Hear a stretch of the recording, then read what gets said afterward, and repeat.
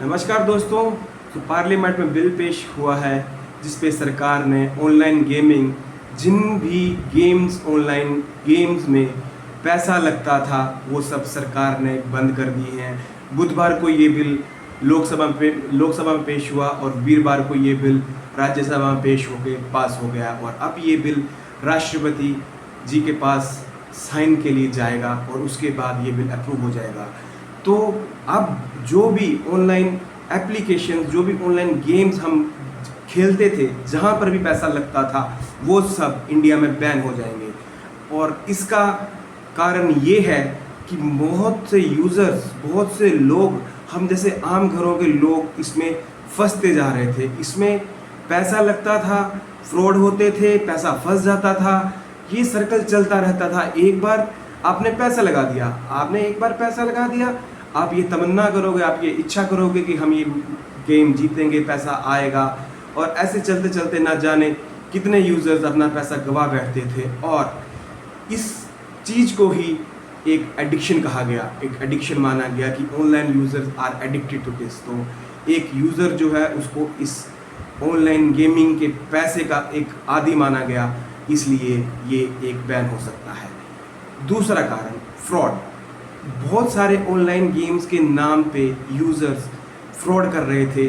किसी को पॉपअप, नकली पेमेंट गेटवे लगा के पॉपअप करके बहुत सारे यूज़र्स का पैसा फंस जाता था, जिसमें वो यूज़र भटकता रहता था दर-बदर, उसको समझ नहीं आता तो वो करे तो क्या करे, इसलिए भी ये सब बैन हो गए। अब मैं आपको बताना चाहूँगा कि अगर ये सब ऑनलाइन गेम्स, जो भी ये बैटिंग ऐप्स हैं, जो भी ये सब बैन हो गई हैं, इससे सबसे ज़्यादा फ़र्क पड़ेगा किस पे?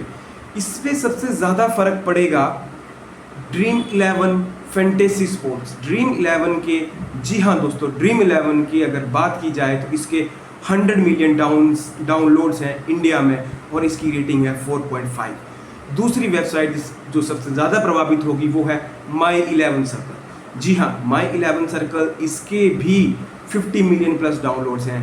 फिर हाउसएक फैंटेसी क्रिकेट, इसके 10 मिलियन प्लस डाउनलोड्स हैं।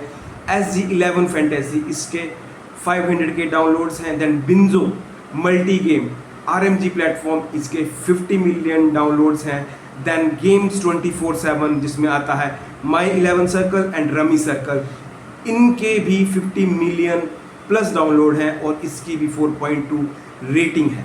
तो इन सभी ऐप्स पर काफ़ी प्रभाव पड़ेगा। अभी मैं आपको बताना चाहता हूँ कि इंडिया का जो real online money gaming industry है वो कितना बड़ा है।